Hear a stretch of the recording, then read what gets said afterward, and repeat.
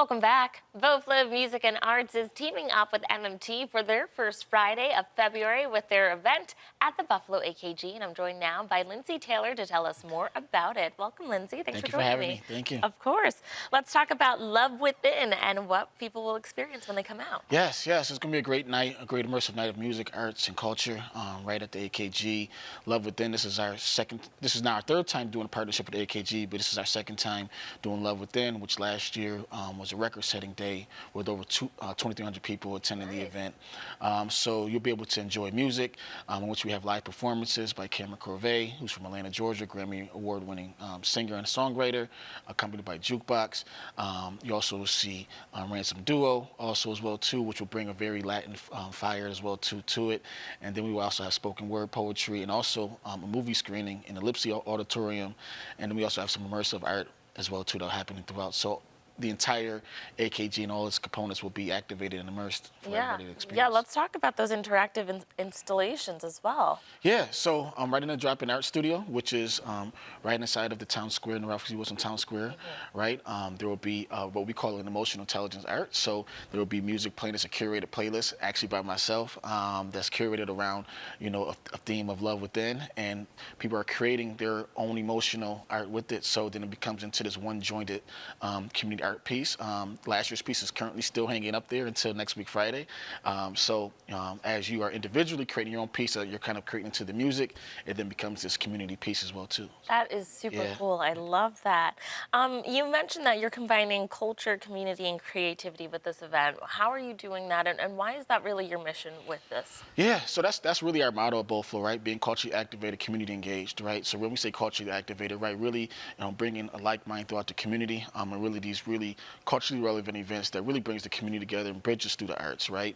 And really has this community sense to where those coming from the city, from the north towns, from the south towns, from wherever, from all different walks of life can come together and really have this really great immersive experience together, right? Because we truly believe that arts is a great bridge to bringing the community together. So that's really how we center and focus all of our events. Yeah. Nice.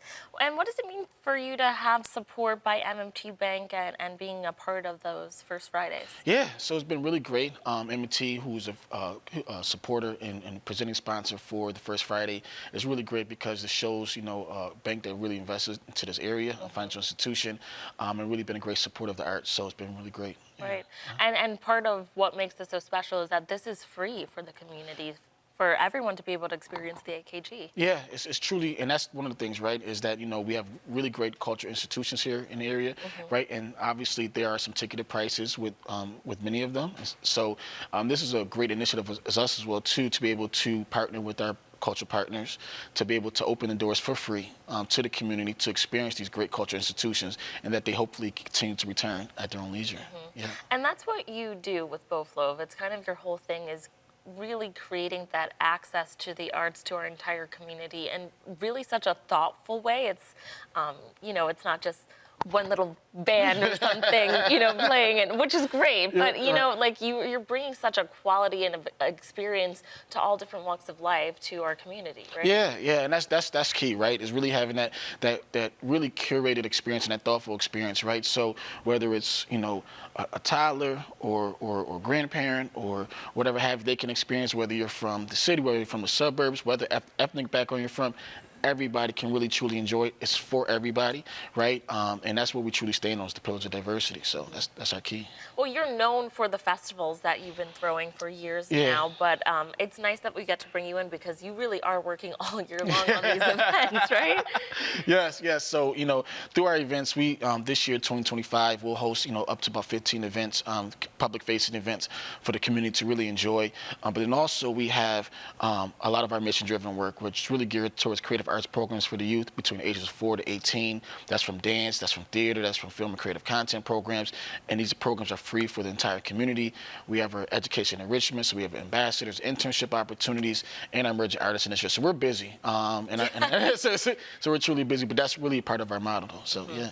And you've got a great team behind you, and was really cool for me to see at some of your events this year, the people that have actually kind of worked their way up with you. Like, you've been working with some young people Yeah. that are now on your board. Yeah. So that's really been huge for us, right? So we have a great team. We have a great board of directors and board of trustee members who really believe and champion our vision, right? But we have what we call our 10-year legacy plan, right? And our 10-year pipeline, where youth that are participating with us in our creative arts programs could then gravitate to our ambassador internship programs, and then have leadership roles, right, within our own organizations, or leadership roles within the community, right? So we're really creating the next generation.